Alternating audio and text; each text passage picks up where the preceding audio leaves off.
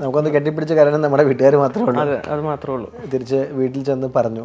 എൻ്റെ അമ്മ ഭയങ്കര ഒരു നല്ലൊരു പോരാളിയാണ്. അമ്മ അതേ ഇടുക്കിയാണ്, അങ്കമാലിക്കാരി ഇടുക്കി ചെന്നിട്ട് കുറെ പയറ്റി തെളിഞ്ഞ ഒരാളാണ്. അപ്പൊ നാട്ടുകാർ എന്ത് പറഞ്ഞു? എന്നോട് ചോദിക്കുന്ന ചോദ്യം എന്ന് വെച്ച് കഴിഞ്ഞാൽ റൂമിൽ കയറി അടയിരുന്നിട്ട് എത്ര മുട്ട വിരിഞ്ഞു എന്നുള്ള രീതിയിലാണ് പരിഹാസപരമായി ചോദിച്ചുകൊണ്ടിരുന്നത്. ഇതൊന്നും നമ്മുടെ വഴിയല്ലാതെ തിരിച്ചറിഞ്ഞു. നമ്മൾ കടവുമായിട്ട് നിൽക്കുകയാണ്, കടം മേടിച്ചിരിക്കുന്ന ലോണാണ്, ഈ ലോണിന് തിരിച്ചടവുകളെല്ലാം മുടങ്ങിക്കൊണ്ടിരിക്കുകയാണ്. എന്ത് വഴി കണ്ടെത്തി? താലിമാല അല്ലെങ്കിൽ ഒരു തരി പൊന്നില്ലാത്ത രീതിയിലടക്കം അമ്മ സഹകരിച്ചിട്ടുണ്ടായിരുന്നു. അത്രയും മുഴുവൻ എനിക്ക് തന്നിട്ടുണ്ട്. പക്ഷേ രക്ഷപ്പെടാൻ പറ്റിയില്ല. അത് നല്ല ഫെയിലിയർ ആയിരുന്നു. ഒരു ഡിപ്രഷൻ സ്റ്റേജാണ് ശരിക്കും അത്. അതെ അതെ, തീർച്ചയായും. കരച്ചിലിൻ്റെയൊക്കെ വക്കോളെത്തിയ നാളുകളാണ്. അതെ അതെ. വീട്ടുകാരൊന്നും പറയുന്നില്ല ഈ സാഹചര്യത്തിൽ. മകനെ പക്ഷേ വാക്കുകൾ കൊണ്ട് പോലും കുറ്റപ്പെടുത്തുന്നില്ല. ഇല്ല, പിന്നെയും എങ്ങനെയെങ്കിലും വിജയിക്കണമെന്നുള്ളൊരു ഇത് തന്നെ. മകൻ ജയിക്കും എന്ന് പറഞ്ഞുകൊണ്ടിരിക്കുന്ന ഒരു അച്ഛനും അമ്മയും കട്ടയ്ക്ക് സപ്പോർട്ടായിട്ട് കടവും കയറി നിൽക്കുന്ന വ്യക്തി പിന്നെ എന്ത് ചെയ്തു? എനിക്കത് കാണാൻ പറ്റുന്നുണ്ട്. നിങ്ങൾ നിൽക്കുന്ന ഒരു വീടും സാഹചര്യങ്ങളൊക്കെ മനസ്സിൽ കാണാൻ പറ്റുന്നുണ്ട്. എന്ത് ചെയ്തു? ഒരു സ്റ്റിവിയ എന്ന് പറഞ്ഞിട്ടുള്ള പ്രോഡക്റ്റിനെ പറ്റി പരിചയപ്പെടുന്നത്. അതെന്താണെന്ന് വെച്ച് കഴിഞ്ഞാൽ ഒരു പഞ്ചാരക്കൊല്ലി എന്നൊക്കെ പറയും. ഒരു സ്റ്റിവിയ എന്നാണ് ഇംഗ്ലീഷിൽ പറയുക. അതൊരു നാച്ചുറൽ ആയിട്ടുള്ളൊരു പ്ലാന്റ് ബേസ്ഡ് ആയിട്ടുള്ളൊരു ചെടിയാണ്. ഒരു മിന്റ് വർഗ്ഗത്തിൽ പെടുന്ന ഒരു ചെടിയാണ്. ഇനി ഒരു ഒറ്റ പിടിവള്ളിയേ ഉള്ളൂ, ഇതിൽ നിന്നുള്ള ഉൽപ്പന്നങ്ങൾ വിറ്റിട്ട് വേണം നമുക്ക് മുന്നോട്ട് പോകാം. ഒരു കിയോസ്ക് ഇതിന് വേണ്ടിയിട്ട് നമ്മൾ ഡിസൈൻ ചെയ്തു. അപ്പോൾ അങ്ങനെ നമ്മൾ എന്ത് ചെയ്തു, നമ്മൾ പ്രോഡക്റ്റ് നമ്മൾ കുറേ സൂപ്പർ മാർക്കറ്റുകളും ഹൈപ്പർ മാർക്കറ്റുകളൊക്കെ ആയിട്ട് നമ്മൾ സംസാരിക്കുകയും നമ്മളെ മനസ്സിലാക്കി, നമ്മുടെ പ്രോഡക്റ്റിൻ്റെ ഗുണങ്ങൾ മനസ്സിലാക്കി നമ്മൾ വിശ്വസിച്ച് മുന്നോട്ട് കുറച്ച് പേര് വന്നു.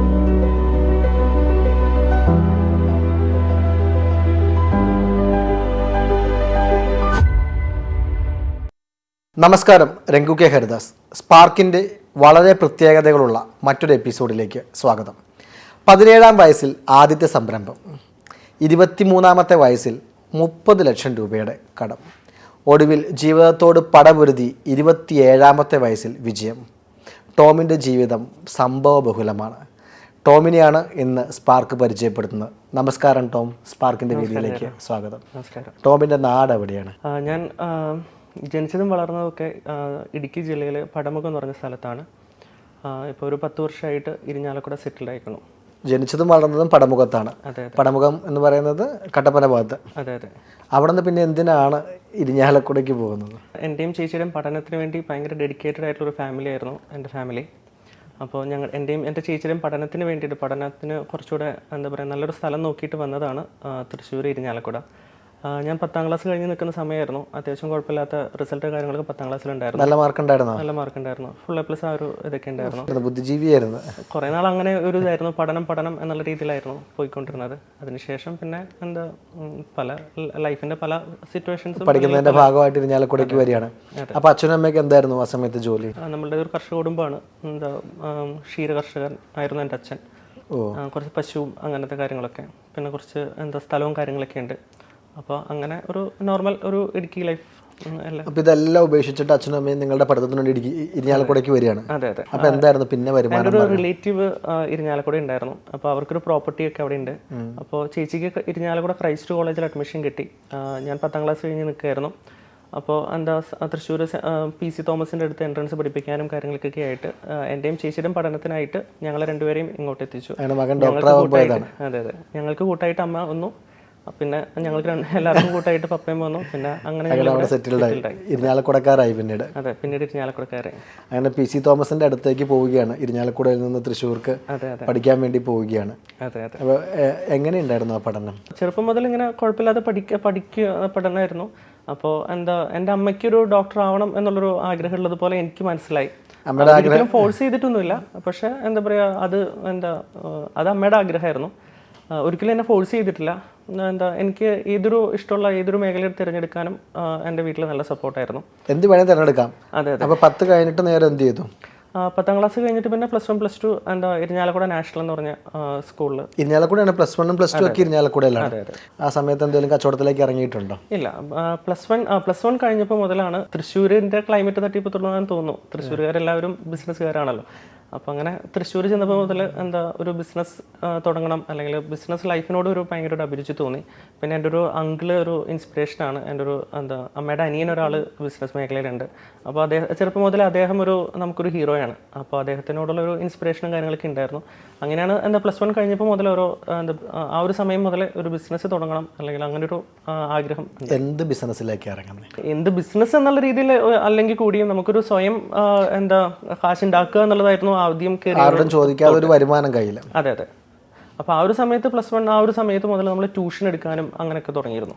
വലിയൊരു ബുദ്ധിജീവിയാണ്, പഠിക്കാൻ പഠിക്കാനാണ്. അപ്പോൾ ട്യൂഷൻ്റെ മേഖലയിലേക്ക് പോവുകയാണ്. അതെ. അപ്പോൾ അവിടെ വിജയിച്ചോ? ട്യൂഷൻ മേഖലയിൽ വിജയിച്ചു? ട്യൂഷൻ മേഖലയിൽ അത്യാവശ്യം നല്ല ഒരു ഇതായിരുന്നു, കുഴപ്പമില്ലാതെ നല്ല രീതിയിൽ.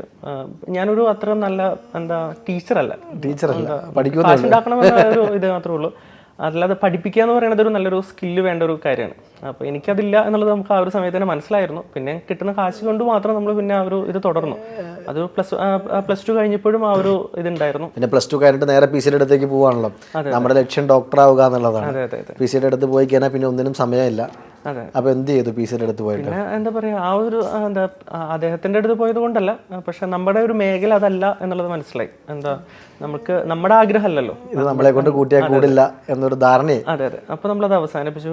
നമ്മള് പിന്നെ അത് തുടർന്നില്ല. അപ്പൊ വീട്ടുകാരെന്ത് പറഞ്ഞു? കാരണം മകൻ ഡോക്ടറായി കാണാൻ നമുക്ക് ചെറിയൊരു ആഗ്രഹമുണ്ട് മനസ്സിൽ. അങ്ങനെ ആഗ്രഹമുണ്ട്, പക്ഷെ ഒരിക്കലും എന്നെ ഫോഴ്സ് ചെയ്തിട്ടില്ല, കമ്പൽ ചെയ്തിട്ടില്ല. അതെ. ഞാൻ ഹാപ്പി ആയിരിക്കുക എന്നുള്ളത് മാത്രമാണ്. അതിന് എന്താണോ അതാണ് ചെയ്യുക. അപ്പൊ PCയുടെ അടുത്ത് പോകുന്നപ്പോ ഒന്നും പറഞ്ഞില്ല? ഒന്നും പറഞ്ഞില്ല. PCയുടെ അടുത്ത് പോകുന്നിട്ട് അപ്പൊ പിന്നെ എന്ത് ചെയ്തു? വീണ്ടും കച്ചവടത്തിലേക്ക് തിരിച്ചു പോയോ? എഡ്യൂക്കേഷൻ പൂർണ്ണമായിട്ട് നമുക്ക് ഒഴിവാക്കാൻ പറ്റില്ല എന്നുള്ളൊരു ഇതുണ്ടായിരുന്നു. അപ്പോൾ ആ ഒരു സമയത്ത് നമ്മൾ തൃശ്ശൂർ സെന്റ് തോമസ് കോളേജിൽ ഡിഗ്രിക്ക് ചേർന്നു. അതോടൊപ്പം ബിസിനസ് തുടങ്ങുകയും ചെയ്തിരുന്നു. സെന്റ് തോമസ് കോളേജിൽ പോയി ഡിഗ്രിക്ക് ചേർന്നു. അച്ഛനും അമ്മയ്ക്ക് എഡ്യൂക്കേഷൻ ഭയങ്കര പ്രാധാന്യം ഉള്ളതുമാണ്. അതെ. എന്തായിരുന്നു വിഷയം? സ്റ്റാറ്റിസ്റ്റിക്സ് ആണ് എടുത്ത വിഷയം. മാത്സ് അത്യാവശ്യം ഇഷ്ടമുള്ളൊരു വിഷയമാണ്. അങ്ങനെ അതിലേക്ക് പോയി. അപ്പോൾ വീണ്ടും അവിടെ നിന്ന് ഒരു പഠിപ്പിസ്റ്റ് ജനിക്കുകയായിരുന്നു. അങ്ങനെ പറയാൻ പറ്റില്ല. മാർക്കുണ്ട്, പക്ഷെ അറ്റൻഡൻസ് ഉണ്ടാവില്ല. കാരണം നമ്മൾ പാരലായിട്ട് നമ്മൾ ബിസിനസ് തന്നെയാണല്ലോ. എന്ത് ബിസിനസ്? നമ്മൾ ആ ഒരു സമയത്ത് നമ്മളൊരു ഫാം ഫ്രഷ് ഐറ്റംസ് നമ്മൾ വീടുകളിൽ എത്തിച്ചു കൊടുക്കുന്ന ഒരു തോട്ടായിരുന്നു ഉണ്ടായിരുന്നത്. നമ്മൾ ഇരിഞ്ഞാലക്കുട അത്യാവശ്യം കുറച്ചുകൂടെ ഫാമുകളും അങ്ങനെയൊക്കെയുള്ള മേഖലയാണ്. അവിടെ നിന്നാണ് ശരിക്കും ഒരു സ്പാർക്ക് ഉണ്ടാവുന്നത്. സത്യത്തിൽ ഞാൻ ആ ഒരു സമയത്താണ് നമ്മുടെ ലക്ഷ്മി മേനോൻ മാഡത്തിന്റെ ഒരു സ്പാർക്കിൽ ഒരു ഇന്റർവ്യൂ കണ്ടു. അപ്പോഴാണ് നമുക്ക് ഒരു സമൂഹത്തിൽ അല്ലെങ്കിൽ ഒരു നന്മ കൊണ്ടുവരണം എന്നുള്ളൊരു കോൺസെപ്റ്റിൽ നമുക്കൊരു സമൂഹത്തിന് നന്മ ചെയ്യുക എന്നുള്ളൊരു ലക്ഷ്യമായി. അതെ. നമ്മൾ ഇതാണല്ലോ നമ്മൾ ചെയ്യുന്നത് നല്ല കാര്യമാണല്ലോ. നല്ല ഐറ്റംസ് വീടുകളിലേക്ക് കസ്റ്റമേഴ്സിലേക്ക് എത്തിക്കുന്നു. മായമില്ലാത്ത ഉൽപ്പന്നം ഫാമേഴ്സിൽ നിന്ന് കളക്ട് ചെയ്യുന്നു, നേരെ വീടുകളിലേക്ക് എത്തിക്കുന്നു. നമ്മുടെ ആശയം എല്ലാവരും കൈനീട്ടി സ്വീകരിക്കുന്നു. നമ്മൾ വലിയ കച്ചവടക്കാരനാകുന്നു. സ്വപ്നം കണ്ട് തുടങ്ങി. അതെ. അങ്ങനെയാണ് ബിസിനസ്. അപ്പോഴാണ് ശരിക്കും ഒരു സംരംഭകൻ എന്നുള്ള രീതിയിലേക്ക് നമുക്കൊരു നല്ല സംരംഭകൻ ജനിക്കുകയായിരുന്നു. എത്ര രൂപ ഇൻവെസ്റ്റ് ചെയ്തു? ആ ഒരു സമയത്ത് ഇനീഷ്യൽ ഇൻവെസ്റ്റ്മെന്റ് ആയിട്ട് ചെറിയ തുക കാര്യങ്ങളൊക്കെയായിരുന്നു നമ്മൾ ഇൻവെസ്റ്റ് ചെയ്തത്. അതിനുശേഷം പിന്നീട് നമുക്ക് ഈ ഒരു ഞാൻ ചെയ്ത രീതിയുടെ തെറ്റുകൊണ്ടാവാം, അല്ലെങ്കിൽ എൻ്റെ ആ ഒരു സമയത്ത് അറിവില്ലായ്മ കൊണ്ടാവാം, നമ്മുടെ ഒരു ഇനീഷ്യൽ ഇൻവെസ്റ്റ്മെന്റ് നമ്മളൊരു 10 ലക്ഷം രൂപ ഇൻവെസ്റ്റ് ചെയ്തു. പിന്നെ നമുക്ക് ഈ അധ്വാനമല്ലാതെ നമുക്കൊരു പ്രോഫിറ്റ് അതിൽ നിന്ന് ഉണ്ടാക്കാൻ എനിക്ക് സാധിച്ചില്ല. അത് എൻ്റെ കുറവായിരിക്കാം. ഭയങ്കരമായിട്ട് വർക്ക് ചെയ്യാൻ തുടങ്ങി. നമ്മൾ കഷ്ടപ്പാട്. ഇപ്പോൾ നമുക്ക് 4 മണിക്ക് എഴുന്നേറ്റ് മുതൽ അതിരാവിലെ എഴുന്നേറ്റ് അത്രയും ഉറക്കമില്ലാത്ത രീതിയിൽ നമ്മൾ ക്ലാസ്സിൽ പോകാണ്ട് പണിയെടുക്കുകയാണ്. അതെ, പണിയെടുക്കുകയാണ്. സ്വയം തൊഴിൽ പോലെ അവസാനം. അതെ. എത്ര കാലം അങ്ങനെ ചെയ്തു? പിന്നെ 10 ലക്ഷം തുടങ്ങി. 10 ലക്ഷം രൂപ ഇനീഷ്യൽ ഇൻവെസ്റ്റ്മെന്റിൽ തുടങ്ങി. പിന്നെ അതിന്റെ പല നാളുകളായിട്ട് പിടിച്ചു നിൽപ്പിന് വേണ്ടിയിട്ട് പിന്നെയും ഇൻവെസ്റ്റ് ചെയ്തു. 30 ലക്ഷം രൂപയോളം നമ്മൾ ഇൻവെസ്റ്റ് ചെയ്തു. 30 ലക്ഷം രൂപ ഈ ബിസിനസ്സിൽ ഇൻവെസ്റ്റ് ചെയ്തു. ആര് തന്നു ഈ 30 ലക്ഷം രൂപ? ചെറിയ പ്രായമാണ്, കാശുവാണല്ലോ. അതെ, സത്യം. അതിന് എനിക്ക് തന്നെ അത്ഭുതമാണ്. അതിനുള്ള സാഹചര്യം ഇല്ലെങ്കിൽ കൂടിയും എൻ്റെ പേരൻസ് അതിന് വേണ്ടിയിട്ട് നല്ല മകന്റെ ഒരു ആഗ്രഹത്തിന്റെ കൂടെ പാരൻസ് നിൽക്കുകയാണ്. എങ്ങനെയാണെങ്കിലും വഴിതെറ്റി പോവില്ല എന്നും വിജയിക്കും എന്നുള്ളതും അവർക്ക് അത്രയും വിശ്വാസമാണ്. അല്ലെങ്കിൽ അത്രയും ലോണുകൾ, താലിമാല, അല്ലെങ്കിൽ ഒരു തരി പൊന്നില്ലാത്ത രീതിയിലടക്കം അമ്മ സഹകരിച്ചിട്ടുണ്ടായിരുന്നു. അത്രയും മുഴുവൻ എനിക്ക് തന്നിട്ടുണ്ട്. പക്ഷേ രക്ഷപ്പെടാൻ പറ്റിയില്ല. അത് നല്ല ഫെയിലിയർ ആയിരുന്നു. പഠിത്തം ഒരു സൈഡിൽ കണ്ടിന്യൂ ചെയ്യുന്നു. പഠനം കണ്ടിന്യൂ ചെയ്യാൻ പറ്റിയില്ല. ആ ഒരു സമയത്ത് തന്നെ എനിക്ക് അറ്റൻഡൻസ് ഷോർട്ടേജ് വന്നത് കാരണം 30% താഴെയായിരുന്നു എൻ്റെ ടോട്ടൽ അറ്റൻഡൻസ്. പ്രിൻസിപ്പൽ അടക്കം നല്ല ചീത്ത പറഞ്ഞു. കാരണം വെച്ചിട്ടുണ്ടെങ്കിൽ നല്ല മാർക്കുണ്ട്, പക്ഷേ അറ്റൻഡൻസ് ഇല്ല. പക്ഷെ അവർക്ക് മുന്നോട്ട് എനിക്കത് ഡ്രോപ്പ് ചെയ്യേണ്ടതായിട്ട് വന്നു. ഡിഗ്രി പൂർണ്ണമായിട്ട് നിർത്തുകയാണ്. അപ്പോൾ പഠനവും ഇല്ല, ബിസിനസ്സും. 30 ലക്ഷം രൂപ കടത്തിലേക്ക് പോയി. അതെ. വീട്ടുകാരൊന്നും പറയുന്നില്ല ഈ സാഹചര്യത്തിൽ, വിഷമമുണ്ട്, പക്ഷേ വാക്കുകൾ കൊണ്ട് പോലും കുറ്റപ്പെടുത്തുന്നില്ല. ഇല്ല, മോട്ടിവേഷൻ മാത്രമേ ഉള്ളൂ. പിന്നെയും എങ്ങനെയെങ്കിലും വിജയിക്കണം എന്നുള്ളൊരു ഇത് തന്നെ. മകൻ ജയിക്കും എന്ന് പറഞ്ഞുകൊണ്ടിരിക്കുന്ന ഒരു അച്ഛനും അമ്മയും കട്ടയ്ക്ക് സപ്പോർട്ടായിട്ട് അവിടെ നിന്ന് എന്ത് നാട്ടുകാരോ അല്ലെങ്കിൽ എന്താ ബന്ധുക്കളും ഒക്കെ പറയായിരുന്നു, അമ്മയാണ് എന്നെ എന്താ ചീത്തയാക്കണേ എന്നാണ് പറയുന്നത്. ഒരു ബിസിനസ്സിലേക്ക് ഞാൻ ആകെ തിരഞ്ഞെടുത്തൊരു ഒരു ഇന്നൊരു ലൈഫിലേക്ക് തിരഞ്ഞെടുത്തു എന്നുള്ളതല്ലാതെ വേറെ ഒന്നും ഞാൻ എന്താ പറയാ ചെയ്തിട്ടില്ല. ഇങ്ങനെ ഒരു ലൈഫ് അല്ലെങ്കിൽ ബിസിനസ്സിലേക്ക് തിരഞ്ഞെടുക്കുക എന്നുള്ളത് മാത്രമാണ് ചെയ്തത്. പക്ഷെ അപ്പോഴൊക്കെ അതൊക്കെ വലിയൊരു അത് ബന്ധുക്കളെ സംബന്ധിച്ച് അല്ലെങ്കിൽ നാട്ടുകാരെ സംബന്ധിച്ച് ഭയങ്കര ക്രൈം ആയിരുന്നു. അത് വഴിതെറ്റി പോവാന്നായിരുന്നു പറഞ്ഞുകൊണ്ടിരുന്നത്. ഇതിനെല്ലാത്തിനും വളം വെച്ച് കൊടുക്കുന്നത് അമ്മയാണ് എന്നാണ് പറഞ്ഞുകൊണ്ട് വരുന്നത്. അമ്മയ്ക്കും വിഷമാകും, സ്വാഭാവികം. അവരെ സംബന്ധിച്ച് മകൻ രക്ഷപ്പെടുക എന്നതിനപ്പുറത്തേക്ക് വലിയ സ്വപ്നങ്ങളോ വലിയ ലോകങ്ങളോ ഇല്ല. എന്നിട്ട് ഈ ഡിഗ്രി ഡ്രോപ്പ് ഔട്ടായ വ്യക്തി, കടവും കയറി നിൽക്കുന്ന വ്യക്തി പിന്നെ എന്ത് ചെയ്തു? എനിക്കത് കാണാൻ പറ്റുന്നുണ്ട്. നിങ്ങൾ നിൽക്കുന്ന ഒരു വീടും സാഹചര്യങ്ങളൊക്കെ മനസ്സിൽ കാണാൻ പറ്റുന്നുണ്ട്. എന്ത് ചെയ്തു? ആ സമയത്ത് നമ്മൾ പല മാർഗ്ഗങ്ങൾ നോക്കി. ഗൾഫിൽ പോകാനും അങ്ങനത്തെ മാർഗ്ഗങ്ങൾ നോക്കുന്നു. ആകെ +2 അല്ല വിദ്യാഭ്യാസമുള്ളൂ. അപ്പോൾ അങ്ങനെ പിന്നെ ഉപരിപഠനത്തിന് എന്നുള്ള രീതിയിലേക്ക് കാനഡയിൽ പോകാനും അങ്ങനത്തെ പല പല കാര്യങ്ങളും ഒക്കെ നോക്കുന്നുണ്ടായിരുന്നു. ആ ഒരു സമയത്ത് നമുക്കും നമുക്ക് ഇത്രയും രൂപ നമ്മൾ നശിപ്പിച്ചു, ഇനിയും പിന്നെയും എങ്ങനെയെങ്കിലും ഒക്കെ ആ ഒരു സമയത്ത് പിന്നെ നമ്മൾ പഞ്ചാബിലൊരു യൂണിവേഴ്സിറ്റിയിൽ നമ്മൾ എൻട്രൻസ് എഴുതി. നമുക്ക് കുഴപ്പമില്ലാത്ത മാർക്കിൽ ഒരു ചെറിയ എക്സ്പെൻസിൽ നമുക്ക് ഒരു അഡ്മിഷൻ കിട്ടി. വീണ്ടും ഒരു പ്രതീക്ഷയുടെ വെട്ടം തുറക്കാണ്, പഞ്ചാബിലേക്ക് പോവുകയാണ്. വീട്ടുകാരെ സംബന്ധിച്ചൊക്കെ ഒരു ആശ്വാസമാണ്. നാട് വിട്ട് നിൽക്കുകയാണല്ലോ, അപ്പോൾ അവിടെ ചെന്നിട്ട് ബിസിനസ് ഒരു നാടുകടത്തലും കൂടിയുണ്ട്. നാടുകടത്തലും കൂടിയാണ്. ആൾക്കാരുടെ കുത്തുവാക്കുകൾ ഇനി കേൾക്കണ്ട. അതെ. അവിടെ ചെന്ന് വീണ്ടും പഠിത്തം തുടങ്ങുകയാണ്. അവിടെ ബിസിനസ്സും തുടങ്ങുകയാണ്. അവിടെ ചെന്നിട്ട് നമ്മൾ ഓരോരോ സംരംഭങ്ങൾ തുടങ്ങുകയാണ്. അവിടെ ഇവിടെ 30 ലക്ഷം കടമുണ്ടെങ്കിൽ നമ്മുടെ ആ പാഷൻ വിട്ടിട്ടില്ല. അവിടെ ചെന്നിട്ട് എന്ത് തുടങ്ങി? ഒത്തിരി കുട്ടികൾ പഠിക്കുന്ന ഒരു കോളേജ് വരുന്നത്. അപ്പോൾ അവിടെ ചെന്നിട്ട് നമ്മൾ എന്ത് വെച്ച് കഴിഞ്ഞാൽ അവിടെ നമുക്ക് പ്രണയമോ അങ്ങനെ ഒന്നും ഉണ്ടായിരുന്നില്ല. അപ്പോൾ നമ്മൾ എന്ത് വെച്ച് കഴിഞ്ഞാൽ ഈ കമിതാക്കൾക്ക് അവർക്ക് കസ്റ്റമൈസ്ഡ് ഗിഫ്റ്റ്സ് ഉണ്ടാക്കി കൊടുക്കുക, പിന്നെ ക്യാമറ ഒരെണ്ണം വാങ്ങിച്ചിട്ട് അവർക്ക് റെന്റിന് കൊടുക്കുക, അങ്ങനത്തെ പല പല സംഭവങ്ങളായിരുന്നു. സൈഡിൽ കൂടെ പൈസ ഉണ്ടാക്കുക എന്നുള്ളൊരു ഇതിൽ തന്നെയായിരുന്നു. അങ്ങനെ ഡിഗ്രി എടുക്കുകയാണ്. അങ്ങനെ അത് ഡിഗ്രി എടുക്കാൻ ശ്രമിക്കുകയാണ്. ഡിഗ്രി എടുത്തെന്ന് പറയാൻ പറ്റില്ല. ആ ഒരു സമയത്ത് നമ്മൾ ഡിസ്റ്റൻറ്റ് എഡ്യൂക്കേഷൻ വേണ്ടിയിട്ട് നമ്മൾ ഡിഗ്രി ആ ഒരു സമയത്ത് മുന്നേ തന്നെ നമ്മളത് തുടങ്ങിയിരുന്നു. അപ്പോൾ അത് കാരണം നമുക്ക് BBA ഞാൻ ആ സമയത്ത് ഡിസ്റ്റൻ്റ് ആയിട്ട് എഴുതിയെടുത്തു. ഇപ്പോൾ പഞ്ചാബിൽ പോയതോ? പഞ്ചാബിൽ പ്രോഡക്റ്റ് ആൻഡ് ഇൻഡസ്ട്രി ഡിസൈനിങ് എന്ന് പറഞ്ഞിട്ടുള്ളൊരു കോഴ്സ് പഠിക്കാനാണ്. Industry design പഠിച്ചിറങ്ങുവാണ്. ഡിസൈനിങ് പഠിച്ചില്ല. ആ ഒരു സമയത്ത് നമുക്ക് ഒത്തിരി സുഹൃത്തുക്കളും അല്ലെങ്കിൽ അങ്ങനെ നമ്മുടെ ലോകം വലുതാവുകയാണ്. അതെ സത്യം. പക്ഷെ നമുക്ക് അത് പൂർത്തിയാക്കാൻ പറ്റുന്നില്ല. അത് കുറച്ച് കുറ്റം കൊറോണയ്ക്കും പറയാനായിട്ട് പറ്റും. കാരണം കൊറോണ തന്നെ തിരിച്ച് ഇരിഞ്ഞാലക്കുടയിലേക്ക് എത്തിക്കുന്നത്. ഇതാണ് ഉത്തരവാദിത്തം മുഴുവൻ നമ്മുടെ അല്ല, കുറച്ച് കൊറോണയ്ക്കും കൊടുക്കാം. വീണ്ടും തിരിച്ച് വീട്ടിലെത്തി. വീട്ടുകാര് മകൻ ഇതൊക്കെ പഠിച്ച് ജോലിയും കിട്ടി വരുന്നതും കാത്തിരിക്കുകയാണ്. അതെ. എന്ത് ചെയ്തു? വീട്ടിലെത്തിയിട്ട് എന്ത് ചെയ്തു? ഇത് ഡിഗ്രി തുടങ്ങാനുള്ളൊരു ഇതുണ്ടായിരുന്നു. പക്ഷെ ഞാൻ അവിടെ ചെല്ലുമ്പോൾ അവിടെ ചെന്നപ്പോഴും എനിക്ക് മനസ്സിലാവണോ എനിക്ക് നിങ്ങളുടെ ഒട്ടും പറ്റണില്ല.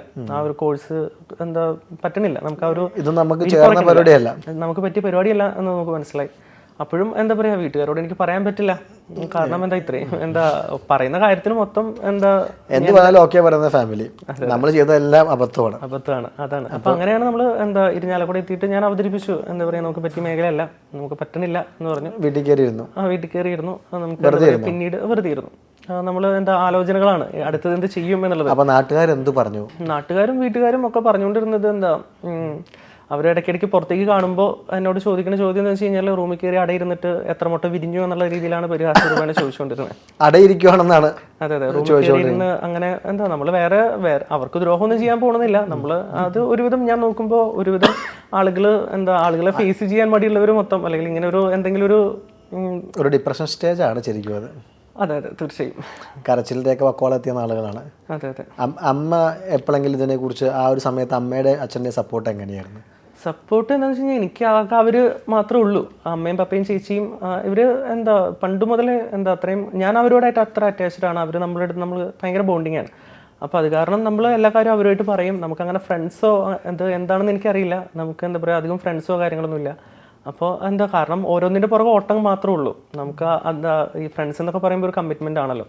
കമ്മിറ്റ്മെന്റ് എന്ന് വെച്ച് കഴിഞ്ഞാൽ അവർക്ക് വേണ്ടി നമ്മൾ കുറച്ച് ടൈം സ്പെൻഡ് ചെയ്യാനും അല്ലെങ്കിൽ എനിക്ക് അങ്ങനെ എന്നെ കൂട്ടത്തിൽ കൂട്ടാൻ പറ്റാത്ത ഒരു ക്യാരക്ടർ ആയിരിക്കാം, അറിയില്ല. നമുക്ക് എപ്പോഴും ഒരു എന്താ സോളിറ്റ്യൂഡ് ലൈഫാണ്. അറിയില്ല, അറിയില്ല, അതിൽ അഭിമാനിക്കുന്നില്ല, പക്ഷെ അങ്ങനെയാണ് ലൈഫ്. എന്തുകൊണ്ടെന്ന് അറിയില്ല. നമുക്കൊന്ന് കെട്ടിപ്പിടിച്ച കാരണം നമ്മുടെ വീട്ടുകാർ മാത്രമേ ഉള്ളൂ. അതെ, അത് മാത്രമേ ഉള്ളൂ. തിരിച്ച് വീട്ടിൽ ചെന്ന് പറഞ്ഞു, വീണ്ടും അവരുടെ ഇങ്ങനെ വീട്ടിൽ ഒറ്റയ്ക്ക് ഇരിക്കുമ്പോൾ അവർ എന്ത് പറഞ്ഞു, മകനോട് എന്ത് പറഞ്ഞു കാണും? എന്ത് പറയാനാണ്, അവർക്കും വിഷമം ആണ്. എന്താ മുന്നോട്ട് പോകാൻ തന്നെയുള്ള എന്താ, എൻ്റെ അമ്മ ഭയങ്കര ഒരു നല്ലൊരു പോരാളിയാണ്. അമ്മ അതേ എന്താ ഇടുക്കി, അമ്മ അങ്കമാലിക്കാരിയാണ്. അങ്കമാലിക്കാരി ഇടുക്കി ചെന്നിട്ട് കുറെ എന്താ പയറ്റി തെളിഞ്ഞ ഒരാളാണ്. അതെ, അപ്പൊ അങ്ങനെ എന്താ അമ്മയ്ക്ക് നല്ല ഒരു കോൺഫിഡൻസ് ഉണ്ട്. ഇതൊന്നും നമ്മുടെ വഴിയല്ലാതെ തിരിച്ചറിഞ്ഞു. നമ്മൾ കടവുമായിട്ട് നിൽക്കുകയാണ്, കടം മേടിച്ചിരിക്കുന്ന ലോണാണ്, ഈ ലോണിന്റെ തിരിച്ചടവുകളെല്ലാം മുടങ്ങിക്കൊണ്ടിരിക്കുകയാണ്. എന്ത് വഴി കണ്ടെത്തി എന്ന് വെച്ച് കഴിഞ്ഞാൽ നമ്മൾ ആ ഒരു സമയത്ത് നമ്മൾ ഈ ഒരു എന്താ ഓർഗാനിക് പ്രോഡക്ട്സ് അല്ലെങ്കിൽ ഈ ഫ്രഷ് എന്താ ഫാം ഫ്രഷ് ഐറ്റംസ് നമ്മൾ ഞാൻ മുന്നേ പറഞ്ഞിരുന്നല്ലോ, നമ്മൾ ഒരു തീർച്ചയായിട്ടും മുന്നേ തുടങ്ങിയിരുന്ന ആ ഒരു ബിസിനസ്സിൽ ആ ഒരു സമയത്താണ് നമ്മൾ എന്താ ഈ ഒരു എന്താ മധുര തുളസി, ഒരു സ്റ്റീവിയ എന്ന് പറഞ്ഞിട്ടുള്ള ഒരു പ്രോഡക്റ്റിനെ പറ്റി പരിചയപ്പെടുന്നത്. അതെന്താണെന്ന് വെച്ച് കഴിഞ്ഞാൽ ഒരു എന്താ പഞ്ചാരക്കൊല്ലി എന്നൊക്കെ പറയും, ഒരു സ്റ്റീവിയ എന്നാണ് ഇംഗ്ലീഷിൽ പറയുക. അതൊരു നാച്ചുറൽ ആയിട്ടുള്ളൊരു പ്ലാന്റ് ബേസ്ഡ് ആയിട്ടുള്ളൊരു ഒരു ചെടിയാണ്, ആ ഒരു മിന്റ് വർഗ്ഗത്തിൽ പെടുന്ന ഒരു ചെടിയാണ്. അതിന് പഞ്ചസാരയേക്കാൾ 200 മടങ്ങ് മധുരമുള്ള ഒരു ചെടിയാണത്. പഞ്ചസാരനേക്കാളും 200 മടങ്ങ് മധുരമുണ്ട്. നാവിന് മധുരം നൽകുന്നു എന്നല്ലാതെ നമ്മുടെ ബ്ലഡ് ഷുഗർ അതുകൊണ്ട് കൂടില്ല. ബ്ലഡ് ഷുഗർ ഒട്ടും കൂടില്ല. 0 ഗ്ലൈസമിക് ഇൻഡെക്സ് ആണ്, അതുപോലെ 0 കാലറിയും ആണ്. ഡയറ്റുള്ളവർക്ക് കഴിക്കാം. മധുരമുള്ളൊരു ഉൽപ്പന്നമാണ്. അപ്പോൾ ഈ മധുരത്തെ യൂട്ടിലൈസ് ചെയ്യുക എന്നുള്ളതാണ് ഇനി ലക്ഷ്യമിടുന്നത്. അപ്പോൾ അതിന് വേണ്ടിയിട്ട് എന്ത് ചെയ്തു? നമ്മൾ ഈ പ്രോഡക്റ്റിനെ പറ്റി പഠിച്ചപ്പോൾ നമുക്ക് ഇത്രയും ഗുണങ്ങളുള്ള ഒരു പ്രോഡക്റ്റ് ആണെന്ന് മനസ്സിലായി.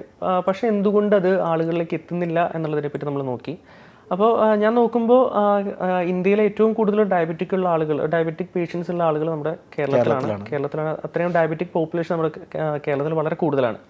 അപ്പോൾ ഇവിടെ ഇങ്ങനൊരു പ്രോഡക്റ്റ് ഒരു സാധ്യതയുണ്ട് എന്നുള്ളത് മനസ്സിലായി, നമ്മൾ ഈ സ്റ്റീവിയ എന്നുള്ളൊരു പ്രോഡക്റ്റിന്.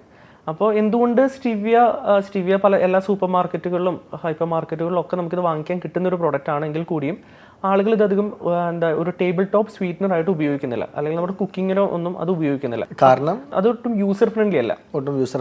അതെ, പിന്നെ അതിനൊരു ആഫ്റ്റർ ടേസ്റ്റ് ഉണ്ട്. അത് മധുരമാണോ? മധുരം തന്നെയാണ്. പക്ഷെ എന്താ കുറച്ച് നേരം നമ്മുടെ നാവിലെ ആ ഒരു മധുരം എല്ലാവർക്കും, ഇപ്പോൾ പഞ്ചസാരയ്ക്കൊരു മധുരമാണ്, തേനിന് വേറൊരു മധുരമാണ്, മാമ്പഴത്തിന് വേറൊരു മധുരമാണ്. അപ്പൊ അതുപോലെ ഇതിന്റെ മധുരം ആളുകൾക്ക് അത്ര ഇഷ്ടപ്പെടുന്ന ഒരു മധുരമല്ല. അപ്പോൾ ഞാൻ ഇതിനെപ്പറ്റി ഇതിൻ്റെ നല്ല സ്വീറ്റ്നെസ് ഉണ്ട്. അതിനൊരു ഓവർകം ചെയ്യുന്ന രീതിയിൽ നമ്മളൊരു റെസിപ്പി ഡെവലപ്പ് ചെയ്യുക നമ്മൾ ചെയ്തത്. നമ്മൾ ഈ പ്രൊഡക്റ്റ് എന്തുകൊണ്ട് ഹിറ്റ് ആവണില്ല എന്ന് നമ്മൾ നോക്കിയപ്പോൾ ഇത് ഒട്ടും യൂസർ ഫ്രണ്ട്ലി അല്ല എന്ന് നമ്മൾ മനസ്സിലായി. അപ്പോൾ അതിനുശേഷം നമ്മൾ ചെയ്തൊരു കാര്യം എന്താണെന്ന് വെച്ച് കഴിഞ്ഞാൽ നമ്മൾ ഇതിനെ ബേസ് ചെയ്തിട്ടുള്ള പ്രൊഡക്ട്സുകൾ ഉണ്ടാക്കുക എന്നുള്ളതായിരുന്നു.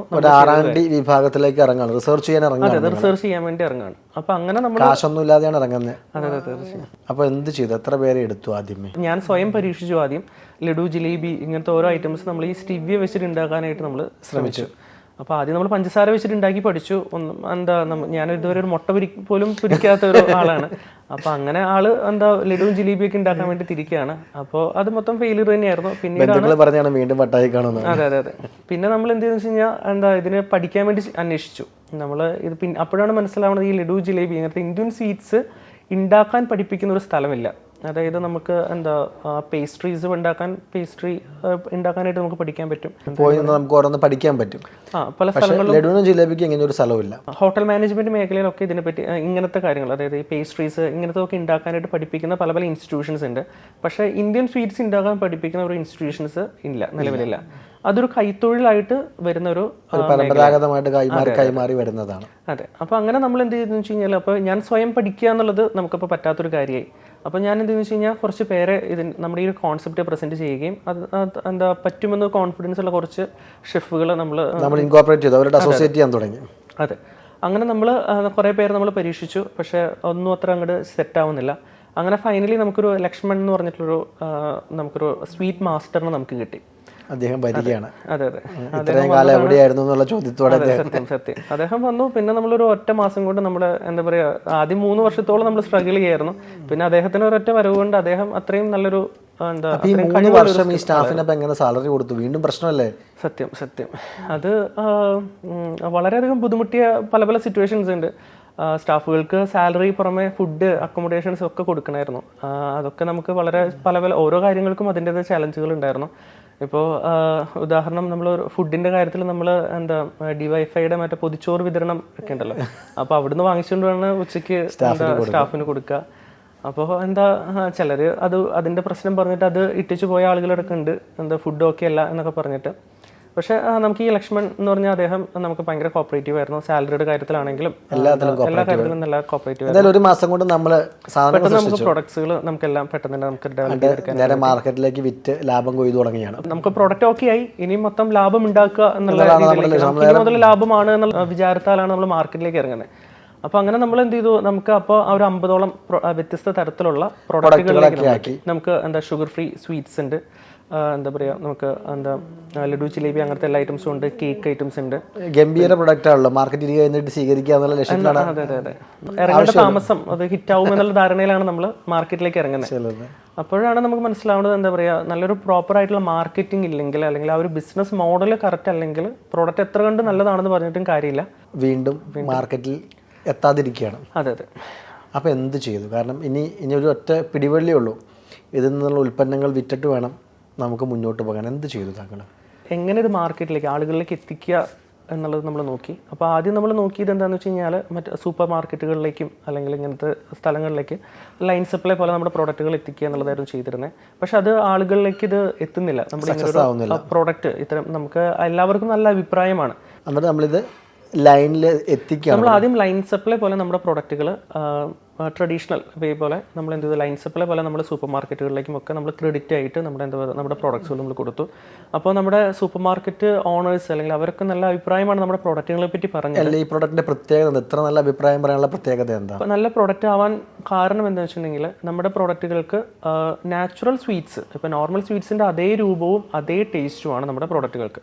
ഇപ്പോൾ നമ്മൾ ഉപയോഗിക്കുന്ന ഈ സ്വീറ്റ്നറിന് ഇത്രയും ഗുണങ്ങൾ ഞാൻ പറഞ്ഞു. അതായത് ഇപ്പോൾ അതിന് എന്താ നല്ല സ്വീറ്റ്നെസ് ഉണ്ട്, അതുപോലെ തന്നെ എന്താ സീറോ ഗ്ലൈസമിക് ഇൻഡെക്സ് ആണ്, സീറോ കാലോറിയാണ്, അങ്ങനത്തെ കുറേ ഗുണങ്ങളുണ്ട്. നമ്മുടെ പ്രസൻസ് അവിടെയാണ് വരുന്നത്. നമ്മുടെ ഒരു ഇന്നോവേഷൻ വരണമെന്ന് വെച്ച് കഴിഞ്ഞാൽ നമ്മൾ ഡെവലപ്പ് ചെയ്തെടുത്തേക്കുന്ന ഒരു കുക്കിംഗ് മെത്തേഡിലൂടെയും നമ്മൾ ഡെവലപ്പ് ചെയ്തെടുത്ത റെസിപ്പിയിലൂടെയും നമ്മൾ എന്തെന്ന് വെച്ച് കഴിഞ്ഞാൽ ഈ ഒരു ആഫ്റ്റർ ടേസ്റ്റ് അല്ലെങ്കിൽ അതിൻ്റെ ആ ഒരു ഇങ്ങനത്തെ ഡീമെറിറ്റുകളൊക്കെ നമ്മൾ മറികടന്നു.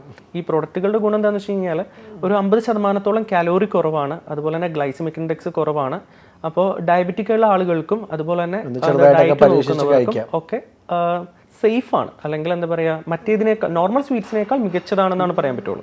അല്ലെങ്കിൽ അവർക്കുള്ളൊരു മരുന്നോ അല്ലെങ്കിൽ അങ്ങനെ ഒരു ഇതായിട്ടല്ല നമ്മൾ മധുരം കഴിക്കാൻ ആഗ്രഹമുള്ളവർക്ക് ഇതൊന്നും ഉപയോഗിക്കാം. അതെ അതെ, അത്ര വലിയൊരു പ്രശ്നം ഉണ്ടാവില്ല. അതിന്റെ ഒരു കാരണം എന്താണെന്ന് വെച്ച് കഴിഞ്ഞാൽ ഇപ്പോൾ ചിലർ ചോദിക്കുന്ന ഒരു ചോദ്യമാണ്, ഇത് ഡയബറ്റിക്ക് വേണ്ടിയിട്ടുള്ള ഒരു പ്രോഡക്റ്റ് ആണോ, ഡയബറ്റിക് ഉള്ള ആളുകൾക്ക് വേണ്ടിയിട്ടുള്ള ഒരു പ്രോഡക്റ്റ് ആണോ എന്നുള്ള രീതിയിലാണ്.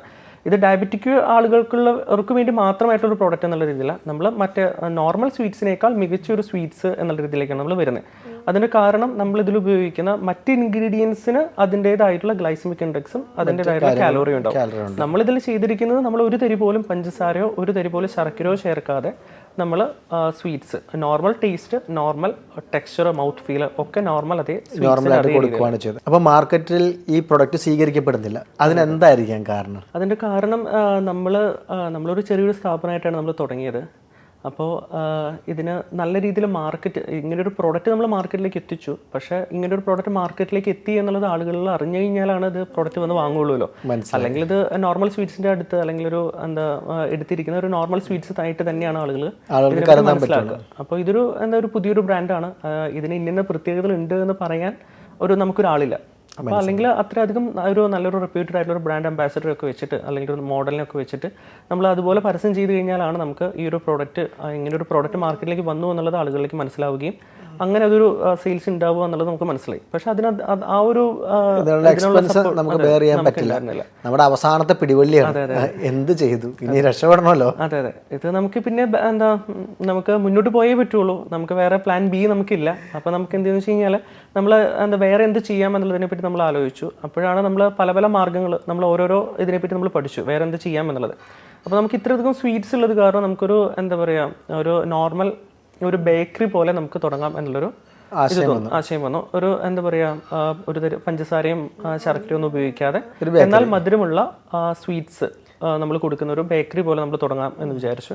അപ്പോഴാണ് നമുക്ക് മനസ്സിലാവണേ ഇതിനൊക്കെ ഇത്ര ഇൻവെസ്റ്റ്മെന്റ് ഒരു 30 ലക്ഷം രൂപ ചെലവ് വരുന്ന ഒരു പ്രക്രിയയാണ് ഈ പറയുന്നത്. ഒരു 10-30 ലക്ഷം രൂപ ഉണ്ടെങ്കിലാണ് നമുക്ക് എന്താ പറയുക ഒരു ബേക്കറിയോ അല്ലെങ്കിൽ ആ ഒരു രീതിയിൽ നമുക്ക് തുടങ്ങാൻ പറ്റുള്ളൂ എന്ന് നമുക്ക് മനസ്സിലായി. നമ്മളിപ്പോൾ വിചാരിച്ചത് എന്താണെന്ന് വെച്ച് കഴിഞ്ഞാൽ ഒരു ഫ്രാഞ്ചൈസി മോഡലിലേക്ക് നമ്മൾ ബിസിനസ്സിന് മാറ്റുക എന്ന് വിചാരിച്ചു. അതായത് നമ്മുടെ മുടക്കാൻ കാശില്ല, 30 ലക്ഷം മുടക്കുന്ന ഒരാൾ ബേക്കറി തുടങ്ങട്ടെ എന്ന് ചിന്തിച്ചു. നമുക്ക് പ്രൊഡക്ട്സ് കൊടുക്കാം, നല്ല മാർജിനും കൊടുക്കാം, നമുക്ക് എന്താ പറയുക അവർ എന്താ ഈ ഒരു ഇൻവെസ്റ്റ്മെന്റ് ചെയ്യട്ടെ. അപ്പോൾ നമുക്ക് എന്ത് ചെയ്യാം, നമുക്ക് നമ്മുടെ പ്രോഡക്ട്സുകൾ കൊടുക്കാം, അവർക്ക് എന്താ അവർക്ക് ഫ്രാഞ്ചൈസി മോഡൽ നമുക്ക് തുടങ്ങാം എന്നുള്ള രീതിയിലേക്ക് എത്തി. അപ്പോൾ അതിനെപ്പറ്റി പഠിച്ചപ്പോൾ മനസ്സിലാക്കിയ ഒരു കാര്യം എന്താണെന്ന് വെച്ച് കഴിഞ്ഞാൽ ഇത്രയും ഇൻവെസ്റ്റ്മെന്റ് നമ്മളല്ലെങ്കിൽ കൂടി വേറൊരാൾ നമ്മൾ 30 ലക്ഷം രൂപ ഓൾറെഡി നമുക്ക് കടം വരുത്തി വെച്ചിട്ടുണ്ട്, അതിന്റെ ബുദ്ധിമുട്ട് എന്താണെന്ന് നമുക്കറിയാം. അപ്പൊ നമുക്ക് സ്വാഭാവികമായിട്ടും വേറൊരാളെ കൊണ്ട് ഇത്രയും പഠിപ്പിക്കാൻ നമുക്കും എന്താ മനസ്സാക്ഷി വരുന്നില്ല. അപ്പൊ അതുകൊണ്ട് നമ്മൾ എന്തെന്ന് വെച്ച് കഴിഞ്ഞാൽ എങ്ങനെ ഒരു ചെറിയൊരു ഇൻവെസ്റ്റ്മെന്റിൽ ഒരു സക്സസ്ഫുൾ ആയിട്ടുള്ള ഫ്രാഞ്ചൈസി കോൺസെപ്റ്റ് ബിൽഡ് ചെയ്യുക എന്നുള്ളതാണ് പിന്നീട് നമ്മൾ ആലോചന വരുന്നത്. അപ്പോഴാണ് നമ്മൾ കിയോസ്ക് മോഡൽ നമ്മൾ എന്ത് ചെയ്തേ ഒരു ഫ്രാഞ്ചൈസി ആക്കാം എന്നുള്ളൊരു ആശയം. Kiosk model franchise. അതെ. അപ്പോൾ നമ്മൾ എന്ത് ചെയ്തു, ഒരു കിയോസ്ക് ഇതിന് വേണ്ടിയിട്ട് നമ്മൾ ഡിസൈൻ ചെയ്തു. അപ്പോൾ അങ്ങനെ നമ്മൾ എന്ത് ചെയ്തു, നമ്മൾ പ്രോഡക്റ്റ് നമ്മൾ കുറേ സൂപ്പർ മാർക്കറ്റുകളും ഹൈപ്പർ മാർക്കറ്റുകളൊക്കെ ആയിട്ട് നമ്മൾ സംസാരിക്കുകയും അവിടങ്ങളിലേക്ക് നമുക്ക് കുറച്ച് ഫ്രാഞ്ചൈസ് നമുക്ക് എന്താ പറയുക തുടക്കത്തിലെ എന്താ ഒരു ഇൻ ഷോപ്പ്. അതെ നമ്മളെ വിശ്വസിച്ച് മുന്നോട്ട് വരാൻ തയ്യാറായിട്ടുള്ള കുറച്ച് നല്ല ആളുകളുണ്ടായിരുന്നു. നമ്മളെ മനസ്സിലാക്കി, നമ്മുടെ പ്രോഡക്റ്റിൻ്റെ ഗുണങ്ങൾ മനസ്സിലാക്കി നമ്മളെ വിശ്വസിച്ച് മുന്നോട്ട് കുറച്ച് പേര് വന്നു. അപ്പോൾ അവർക്ക് നമ്മൾ ഫ്രാഞ്ചൈസി ആയിട്ട് നമ്മുടെ പ്രോഡക്റ്റുകൾ നമ്മൾ കൊടുക്കുകയാണ്. തുടക്കത്തിൽ വളരെ നിസ്സാര എമൗണ്ട് തന്നെയായിരുന്നു. ഇപ്പൊ നമ്മൾ 2.5 ലക്ഷം രൂപയ്ക്കാണ് നമ്മുടെ ഫ്രാഞ്ചൈസിൽ നമ്മൾ കൊടുക്കുന്നത്. എത്ര ഒരാൾ ഇൻവെസ്റ്റ് ചെയ്യണം? 2.5 ലക്ഷം രൂപ ആണ് ടോട്ടൽ ഇൻവെസ്റ്റ്മെന്റ് അവർക്ക്. ടോട്ടൽ ഇൻവെസ്റ്റ്മെന്റ് ആണ്, ഫ്രാഞ്ചൈസി കോസ്റ്റ് അല്ല. ഫ്രാഞ്ചൈസി കോസ്റ്റ് അല്ല, ടോട്ടൽ ഇൻവെസ്റ്റ്മെന്റ്. അതായത് ഈ ഫ്രാഞ്ചൈസി കിറ്റ് ഇവർക്ക് ഈ ഒരു എമൗണ്ടിൽ തന്നെ ഇനീഷ്യൽ സ്റ്റോക്കും ഫ്രാഞ്ചൈസി കിറ്റ്, അതായത് ആവശ്യമായിട്ടുള്ള ഈ ഒരു ഫ്രാഞ്ചൈസി നടത്താനും മാർക്കറ്റിങ്ങും അങ്ങനത്തെ എല്ലാ കാര്യങ്ങളും അടങ്ങിയിരിക്കുന്നതാണ് നമ്മുടെ ഫ്രാഞ്ചൈസി കിറ്റ് വരുന്നത്. ആ ഒരു ഫ്രാഞ്ചൈസി സക്സസ് ആവാൻ വേണ്ടിയിട്ടുള്ള എല്ലാ കാര്യങ്ങളും നമ്മുടെ ഫ്രാഞ്ചൈസി കിറ്റിൽ വരുന്നുണ്ട്. നമ്മുടെ ഈ കിയോസ്ക് വരുന്നുണ്ട്, ഇനീഷ്യൽ സ്റ്റോക്ക് വരുന്നുണ്ട്, അതുപോലെ ഇനീഷ്യൽ സോഷ്യൽ മീഡിയ മാർക്കറ്റിംഗ്, അങ്ങനത്തെ എല്ലാ കാര്യങ്ങളും വരുന്നുണ്ട്. അങ്ങനത്തെ ഇതിന്റെ A to Z കാര്യങ്ങൾ നമ്മൾ ഈ ഒരു ഫ്രാഞ്ചൈസി കിറ്റിൽ വരുന്നത് 2 ലക്ഷം രൂപയ്ക്ക് വരുന്നുണ്ട്. അതിന്റെ ബ്രാൻഡ് നെയിം എന്തായിരുന്നു? സ്റ്റിവിയ ഡിലൈറ്റ്സ് എന്നാണ് നമ്മുടെ സ്ഥാപനം. സ്റ്റിവിയ ഡിലൈറ്റ്സ് അതിലെന്ന് കണ്ടെത്തിയതുകൊണ്ട് അങ്ങനെ പേര്. അതെ. അപ്പോൾ ഈ സ്റ്റിവിയ ഡിലൈറ്റ്സിന്റെ ഫ്രാഞ്ചൈസി നമ്മൾ മാർക്കറ്റിലേക്ക് നമ്മൾ ലോഞ്ച് ചെയ്തു. അത് നല്ലൊരു സ്വീകാര്യത നമുക്ക് കിട്ടി. ഒത്തിരി ആളുകൾ നമുക്കിപ്പോൾ ഒരു ആഴ്ചയിൽ നമുക്കൊരു 1000 എൻക്വയറിയോളം നമുക്ക് 1000 എൻക്വയറി നമുക്കൊരു ആഴ്ചയിൽ നമുക്ക് വരുന്ന രീതിയിലാണ് നമുക്കിപ്പോൾ. അപ്പോൾ എന്ത് കിട്ടും ഈ ഫ്രാഞ്ചൈസി എടുക്കുന്ന ഒരാൾക്ക് മാസം ഏകദേശം എത്ര രൂപ വരെ കിട്ടും? അവർക്കൊരു 50,000 രൂപ മുതൽ 1.5 ലക്ഷം രൂപ വരെ നമുക്ക്. 2.5 ലക്ഷം രൂപ മുടക്കുന്ന ഒരു വ്യക്തിക്ക് മാസം 50,000 മുതൽ 1.5 ലക്ഷം വരെ കിട്ടും. 1.5 ലക്ഷം വെച്ച് കിട്ടിയ 2 മാസം ബ്രേക്ക് ഇവനായി, ചെലവ് തീർന്നു. അതെ സത്യം. അപ്പോൾ ഒരു ബൈക്കോ അല്ലെങ്കിൽ ഒരു ലാപ്ടോപ്പോ അല്ലെങ്കിൽ ഒരു ഫോൺ വാങ്ങുന്ന പൈസയ്ക്ക് ഒരു ഇൻവെസ്റ്റ്മെന്റിൽ കച്ചവടം തുടങ്ങാം. അപ്പോൾ അങ്ങനെ ഒത്തിരി ആളുകൾ നമുക്കിപ്പോൾ ആ ഒരു കോൺസെപ്റ്റ് ഒത്തിരി ആളുകൾ സ്വീകരിക്കാൻ തുടങ്ങി. നല്ല കോൺസെപ്റ്റാണ്. കാരണം 2.5 ലക്ഷം രൂപയ്ക്ക് ഇത്രയും വരുമാനം കിട്ടുന്ന മറ്റു മാർഗ്ഗങ്ങൾ കേരളത്തിലുണ്ടോ എന്നുള്ളത് വലിയ സംശയമാണ്. അതെ. അപ്പോൾ ഇതൊരു സ്കെയിലബിൾ മോഡലായി. അപ്പോൾ എന്ത് ചെയ്തു? ഇനി എന്താ ഇതിലൊരു ഫ്യൂച്ചർ എന്താ കണ്ടേ? ആ ഒരു സമയത്ത് ഇപ്പം നമ്മുടെ പ്രൊഡക്റ്റ് നല്ലതാണ്, നമ്മുടെ ഒരു അതിനേക്കാൾ ആളുകൾ ഇഷ്ടപ്പെടുന്ന ഒരു കാര്യം, അതിനേക്കാൾ കൂടുതൽ നമുക്ക് പ്രൊഡക്റ്റ് ഇഷ്ടപ്പെടുന്നതിനേക്കാൾ കൂടുതൽ നമ്മുടെ ബിസിനസ് മോഡൽ ആളുകൾ സ്വീകരിക്കാൻ തുടങ്ങി. അപ്പോൾ അത് കാരണം നമ്മൾ ആ ഒരു സമയത്താണ് സത്യത്തിൽ നമ്മുടെ ലക്ഷ്മി മേനോൻ മാഡത്തിന്റെ തോട്ട് വീണ്ടും നമ്മളിലേക്ക് വരുന്നത്. അതെ. ആ ഒരു അപ്പോൾ മാഡം ചെയ്തൊരു പ്രവൃത്തി ഒത്തിരി കാശുണ്ടാക്കുക അല്ലെങ്കിൽ അതിനേക്കാൾ ഉപരി ഒരു സോഷ്യൽ ഓണ്ടർപ്രണർഷിപ്പ്. സത്യം. അപ്പോൾ അങ്ങനെയാണ് നമ്മൾ ഒത്തിരി ആളുകൾക്ക് ഒരു ഫുഡ് ഇൻഡസ്ട്രിയിലേക്ക് വരാൻ താല്പര്യമുള്ളവർക്ക് ചെറിയ ഇൻവെസ്റ്റ്മെന്റിൽ തുടങ്ങാൻ സാധിക്കുന്ന കുറച്ച് ഫ്രാഞ്ചൈസികൾ തുടങ്ങാം എന്നുള്ള രീതിയിലേക്ക് നമ്മുടെ ബിസിനസ് മോഡൽ പിന്നീട് അങ്ങനെ തോട്ട് പ്രോസസ്സേ മാറുകയാണ്. അതെ. അപ്പോൾ അങ്ങനെ സ്റ്റിവിയ ഡിലൈറ്റ്സ് എന്ന് പറഞ്ഞൊരു സ്ഥാപനത്തിൽ നിന്ന് തുടങ്ങിയ സ്ഥാപനമായിരുന്നു. അതിനുശേഷം നമ്മൾ വേറെ 2 ഫ്രാഞ്ചൈസികളും കൂടെ നമ്മൾ ഇതിന് ശേഷം നമ്മൾ സ്റ്റാർട്ട് ചെയ്യാണ്. അതെന്തായിരുന്നു? അത് ഒരു ബജിയുടെ ഒരു ഫ്രാഞ്ചൈസിയാണ് നമ്മൾ അടുത്തത് സ്റ്റാർട്ട് ചെയ്തത്. ബജി സാധാരണക്കാരന്റെ കിയോസ്ക് മോഡൽ തന്നെ ബജി എന്ന് പറഞ്ഞ പ്രോഡക്റ്റ്. അപ്പോൾ ബജീസ് പലതരത്തിലുള്ള 30ഓളം വ്യത്യസ്തമായിട്ടുള്ള ബജികളാണ് നമ്മളിത് ചെയ്യുന്നത്. അപ്പോൾ സാധാരണ ബജിക്കടയിൽ നിന്നും വ്യത്യസ്തമായിട്ട് നമ്മൾ ചെയ്ത കാര്യം എന്താണെന്ന് വെച്ച് കഴിഞ്ഞാൽ നമ്മൾ ലൈവായിട്ടുള്ള ബജികളാണ് നമ്മൾ കൊടുക്കുക. കസ്റ്റമർ ഓർഡർ പറഞ്ഞതിന് ശേഷം മാത്രമേ നമ്മൾ ബജി കൊടുക്കുകയുള്ളൂ. അത് കസ്റ്റമേഴ്സിന്റെ പോയിന്റ് ഓഫ് വ്യൂവിൽ നോക്കുമ്പോൾ നമ്മൾ ചൂടോടെ നല്ല വ്യത്യസ്തമായിട്ടുള്ള ടേസ്റ്റിൽ വ്യത്യസ്തമായിട്ടുള്ള പലതരത്തിലുള്ള ബജികൾ അവർക്ക് കിട്ടുകയാണ്. അതുപോലെ തന്നെ ജ്യൂസ്, ഷേക്ക്, കോഫി, ടീ ഇങ്ങനത്തെ പ്രോഡക്റ്റുകളാണ് ആ ഒരു കിയോസ്ക് മോഡൽ ഫ്രാഞ്ചൈസി ഇത് വരുന്നത്. അതിന്റെ പേര് ബിഗ് ബാങ് ബജി എന്നാണ്. Big bang bajji. അതെ. ഈ ബിഗ് ബാങ് തിയറി ഒക്കെ പറയുന്ന പോലെ ബിഗ് ബാങ് ബജി.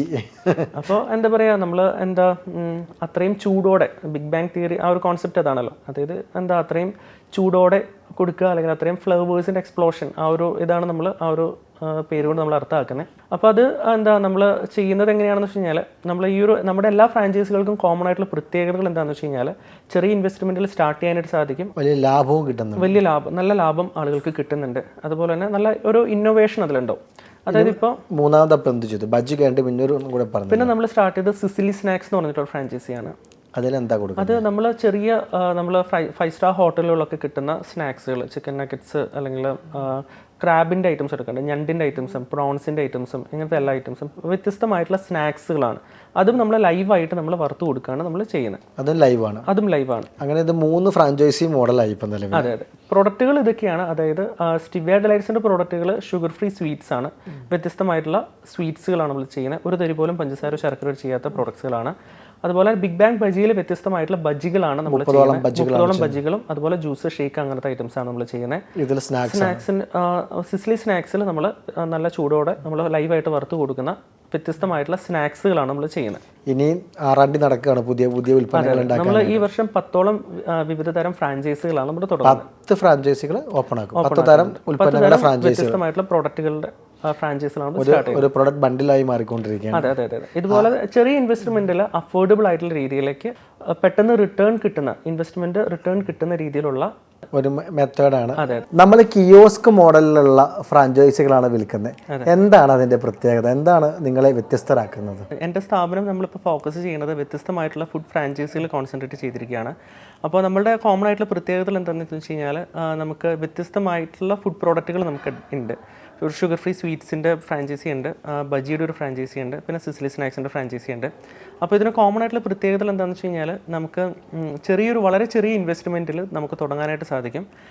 നമുക്ക് പ്രോഡക്റ്റിൻ്റെ കൺസിസ്റ്റൻസി നമുക്ക് വളരെ എളുപ്പത്തിൽ നമുക്ക് മെയിൻറ്റെയിൻ ചെയ്യാനായിട്ട് സാധിക്കും. ചെറിയ ഇൻവെസ്റ്റ്മെൻറ്റ് ആയത് കാരണം തന്നെ നമുക്ക് പെട്ടെന്ന് തന്നെ നമ്മുടെ മൂലധനം നമുക്ക് തിരിച്ചു കിട്ടും. പിന്നെ ഇതൊരു സ്കെയിലബിൾ മോഡലാണ്. അതായത് ചെറിയ ഇൻവെസ്റ്റ്മെൻറ്റിൽ പരിചയം ഇല്ലാത്തവർക്ക് പോലും വളരെ എളുപ്പത്തിൽ തുടങ്ങാനും അതുപോലെ തന്നെ ഒന്നിൽ തുടങ്ങി കൂടുതൽ ഫ്രാഞ്ചൈസികളിലേക്ക് പോകാനും സാധിക്കും. ഒരു ഇൻവെസ്റ്റ്മെൻറ്റ് എന്നുള്ള പർപ്പസിലേക്ക് നോക്കുവാണെങ്കിലും നമുക്ക് ഈസിയായിട്ട് മാനേജ് ചെയ്യാൻ പറ്റുന്ന ഒരു ഫ്രാഞ്ചൈസിയാണ്. ഒരു സ്റ്റാഫിനെ നിർത്തി ചെയ്യിപ്പിക്കുവാണെങ്കിലും വളരെ എളുപ്പത്തിൽ നമുക്കതിനെ മാനേജ് ചെയ്യാനായിട്ട് സാധിക്കുന്ന ഒരു ഫ്രാഞ്ചൈസിയാണ് നമ്മുടെ എല്ലാ ഫ്രാഞ്ചൈസികളും. ഈ 2.5 ലക്ഷം രൂപ മുടക്കുന്ന ഒരു വ്യക്തിക്ക് മിനിമം 5 മാസം കൂടെ ബ്രേക്ക് ഇവനായിട്ട് തിരിച്ചു വരാൻ പറ്റും. അതെ. 5 എന്തായാലും വേണ്ടി വരില്ല. അതിന് മുമ്പ് തന്നെ നമ്മുടെ ഏറ്റവും കൂടുതൽ ഒരു 5 മാസം വയ്ക്കാം, അതിനുള്ളിൽ തന്നെ തിരിച്ചു ആ കാശ് റിട്ടേൺ കിട്ടുന്ന ഒരു മോഡലാണ്. അതെ. ഒരു ഇൻവെസ്റ്റർ ആയിക്കോട്ടെ, അല്ലെങ്കിൽ ഒരു ചെറിയ ജോലിയിൽ വലിയ വർക്ക് പ്രഷറിലൊക്കെ വർക്ക് ചെയ്യുന്ന ഒരാളായിക്കോട്ടെ, ആർക്കാണെങ്കിലും നമ്മുടെ ബിസിനസ്സിലേക്ക്, ഒരു ഫുഡ് ഇൻഡസ്ട്രിയിലേക്ക് വരാൻ ആഗ്രഹിക്കുന്ന ആർക്ക് വേണമെങ്കിലും നമ്മുടെ ഫ്രാഞ്ചൈസികൾ എടുത്തുകൊണ്ട് വളരെ ഈസി ആയിട്ട് നമുക്ക് നല്ലൊരു സക്സസ്സിലേക്ക് എത്താനായിട്ട് സാധിക്കും. അപ്പോൾ നിങ്ങൾ ഏറ്റവും പ്രാധാന്യം നൽകുന്ന R&Dയിലാണ്, പ്രൊഡക്റ്റിൻ്റെ R&D. 2 ഏറ്റവും ചെലവ് കുറഞ്ഞ മോഡൽ, ഇത് രണ്ടുമാണ് നിങ്ങളെ യുണീക്ക് ആക്കുന്നത്. ഈ ഒരു ആശയത്തിന് ഇതിനൊരു മദർ കമ്പനി വേണമല്ലോ. ഇത്രയും ഫ്രാഞ്ചൈസി ഇങ്ങനെ പോകുമ്പോൾ ഈ ഒരു മദർ കമ്പനിക്ക് നിങ്ങൾ എന്ത് പേരായിട്ടിരിക്കുന്നത്? ടോംസ് ഹാച്ചറി എന്നാണ് എൻ്റെ ഈ സ്ഥാപനത്തിൻ്റെ ഈ പേരന്റ് കമ്പനിയുടെ പേര്. ടോംസ് ഹാച്ചറി. ഇതൊരു പ്രതികാരമാണോ ടോംസ് ഹാച്ചറി? തീർച്ചയായും. പ്രതികാരം എന്നുള്ളതല്ല. ഞാൻ ആലോചിച്ചപ്പോൾ പണ്ടൊത്തിരി ചോദ്യങ്ങൾ വന്നിരുന്നല്ലോ, അടയിരിക്കുകയാണോ എന്നുള്ള കുറെ ചോദ്യങ്ങൾ വന്നിരുന്നു. ഉത്തരം പറഞ്ഞു, അടയിരിക്കുകയാണ്. ഞാൻ അടയിരുന്ന് വിരിയിച്ച സംരംഭങ്ങളാണ് ഈ കാണുന്നത് എന്നുള്ള ഉത്തരമാണ് പറയുന്നത്. ഇനി എന്താണ് ഫ്യൂച്ചറിസ്റ്റിക് ആയിട്ട് കാണുന്നത്? നമ്മളിപ്പോൾ 7 സംസ്ഥാനങ്ങളിലാണ് നമ്മുടെ ഫ്രാഞ്ചൈസിൽ നമ്മളിപ്പോൾ കൊടുക്കുന്നത്. കേരളത്തിന് പുറമെ നമ്മൾ 6 സംസ്ഥാനങ്ങൾ നമ്മുടെ ഫ്രാഞ്ചൈസിൽ നമ്മൾ കൊടുക്കുന്നുണ്ട്. അപ്പോൾ ഇവിടങ്ങളൊക്കെ ആയിട്ട് നമ്മൾ 2025 ഒരു 1000 ഫ്രാഞ്ചൈസികൾ വിറ്റഴിക്കുക എന്നുള്ളത് തന്നെയാണ് നമ്മൾ ചെയ്യുന്നത്. വളരെ ചെറിയ മുതൽ മുടക്ക് കൊണ്ട് തന്നെ വലിയ ലാഭമുണ്ടാക്കാവുന്ന ഒരു ആശയമാണ് ടോം ഇന്ന് നമ്മളോട് മുന്നോട്ട് വെച്ചിരിക്കുന്നത്. ഒരുപാട് കാലത്തെ റിസർച്ച് കൊണ്ടും ഡെവലപ്മെൻറ്റ് കൊണ്ടും അദ്ദേഹം ഉണ്ടാക്കിയെടുത്ത ഈ ഉൽപ്പന്നം ഒരുപാട് ആളുകൾക്ക് ഉപകാരപ്രദമാകുമെന്ന് നമുക്ക് ഉറപ്പിക്കാം. ടോം ഹാച്ചറി എന്ന് പേരിട്ടിരിക്കുന്ന ഈ ഉൽപ്പന്നം അദ്ദേഹത്തോട് പലരും ചോദിച്ചതുപോലെ, അദ്ദേഹം പ്രശ്നങ്ങളിൽ അകപ്പെട്ടപ്പോൾ ബന്ധുക്കളടക്കം ചോദിച്ചാണ്, നീ അടയിരിക്കുകയാണോ വീടിനകത്തുനിന്ന്? ആ അടയിരിക്കുകയാണോ എന്നുള്ള ചോദ്യത്തിന് ഉത്തരമായിട്ട് മാറുകയാണ് ടോം ഹാച്ചറി. ഇനിയും ഏറെ ഉയരങ്ങൾ കീഴടക്കുവാൻ ഈ ചെറുപ്പക്കാരന് സാധിക്കട്ടെ എന്ന് ആശംസിക്കുന്നു. നന്ദി ടോം, ഈ പ്രോഗ്രാമിൽ പങ്കെടുത്തതിന്.